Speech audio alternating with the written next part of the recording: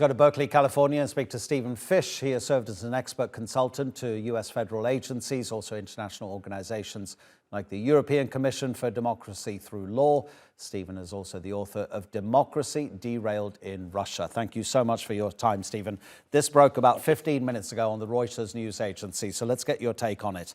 The Russian news agency TASS is citing the defense ministry in Belarus, saying that Minsk sees direct threats to its military security, and the defense ministry in Minsk is saying there's a significant grouping of the Ukrainian army massed near its border.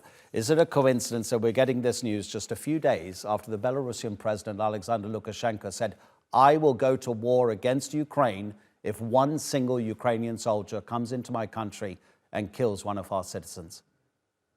Well, of course, the report is ridiculous. Lukashenko and the Belarusian media, of course, are under Russian control, and they're lying as always. It's possible. It's possible he could be trying to prepare for a provocation. He's completely under Putin's control right now. So it's possible they struck a deal, which will involve Belarus entering the war. I think that would be a disaster for Belarus. I think Lukashenko will fall if he enters this war. It would be very unpopular in Belarus. Russia is reported to be selling $120 million a day of its foreign currency to balance its books. Apparently, it spent $25 billion more than it earned in January. Are we beginning to see the true cost, the financial one, which can also obviously be an untasteful analysis of a conflict that is killing human beings? But is this becoming too expensive for Russia to finance? I think it is. It's going to take a while to bleed Russia, in financial terms, and it will continue to come up. Putin will continue to come up with the money he needs to prosecute the war. But what this does show is that those resources are limited. Look, the sanctions have not dissuaded him. They haven't driven him back out of Ukraine by any means, but they really have undermined his ability to sustain this war indefinitely. And as your reporter mentioned in the last report, this war is not going to be over this year or perhaps even next. This is going to go on for a long time. So his ability to sustain this war depends on the health of his economy. These sanctions are biting. They're making a big difference. When Joe Biden was in Kiev, he was greeted as Ukraine's main ally. What does that say about Kiev's attitude towards European support? There certainly isn't, complete agreement in European countries about how they should be supporting Ukraine. I think the latest opinion polls in France and Italy showed about 27% of citizens were saying we want the war to end right now.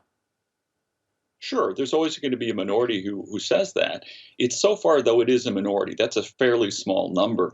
Of course, everyone wants the war to end now. The question is on what terms. And European support for continuing to prosecute this war, certainly elite support as well, is really very strong.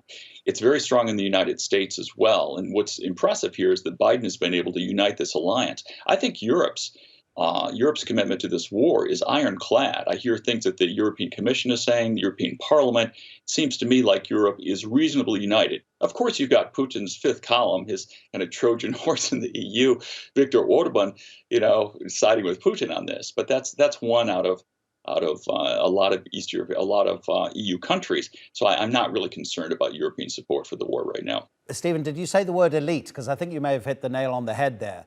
Of course, the European Council, the European Parliament, governments across, especially the European Union, also countries that are not part of that bloc. That elite might be 100% behind supporting Ukraine. But 27%, you regard it as a minority. And yet, of course, there's that relationship between elected officials and the people who have put them there. How much longer can that elite ignore 25 to 27% who, after 1 year of the war in Germany, I think the amount of money that people are giving individually to help Ukraine, and that's just humanitarian assistance, has fallen 95%.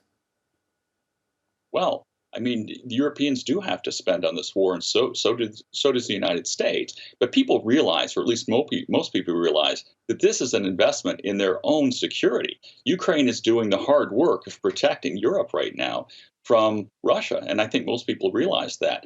As for how long European leaders can ignore 25 or 27%, well, as long as 75 or 73% are in favor of continuing to support Ukraine, then of course that's the side that the elites are going to line up with. I think elite opinion aligns pretty well with public opinion. That's true in the United States as well, which, let's face it, is most important party in this conflict, because we're sending most of the weapons and most of the money. And public support for Ukraine now is very strong. You do have about a third of the public that's skeptical. And unfortunately, you have Donald Trump out there siding with Vladimir Putin, as he oftentimes does. But even in the Republican Party, there's a very strong support for Ukraine right now. And I think that the world can plan on American support for Ukraine continuing until such a time as Donald Trump is reelected. If that eventuality happens, that would be a problem. Even then, though, I see a lot of support among Republicans in Congress for continuing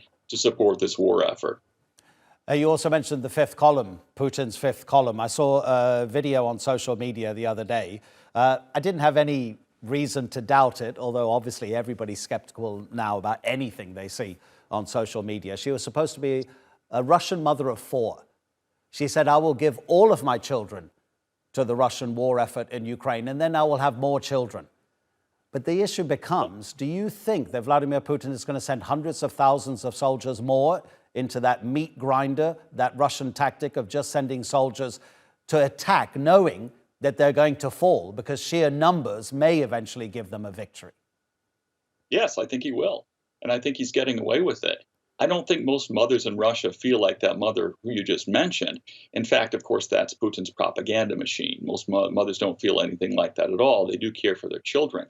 And they are sending them into a meat grinder, as you mentioned. They're not being used effectively. Most of them are not well trained, and they're just being used as cannon fodder on the front lines. And I think Putin will send more and more of them, and he's getting away with it. Russian society is completely locked down. He's eliminated any vestiges of opposition. A lot of people oppose him, and a lot of Russians oppose this war, but there's really not much they can do about it because the system is so locked down. I think he will continue to send many thousands of more troops in, and they will be slaughtered. The fact is, Putin does not care. All he cares about is conquering this territory. He couldn't care less about his own people. This is an old tactic that many of us thought was kind of, over with in the middle of the 20th century. But Putin doesn't think like a modern man. He thinks like a 19th century guy who actually couldn't care less about the welfare of his people. I think he's going to be willing to send in troops indefinitely. The problem is they're not able to get the job done. You can send as many troops as you want, and you can hold the lines a little bit better with numbers. Perhaps you can even push into Ukraine a little bit further, but it's not going to win this war. These guys are not well trained. Many of them are not well equipped at all, and they're not going to be able to stand up to well-trained Ukrainian forces, among whom morale is very high. You can imagine the morale among these troops that Putin is sending in, and morale matters a great deal in wartime, and they don't have it. Stephen Fish, really appreciate you staying awake late for us. Really, thank you very much indeed.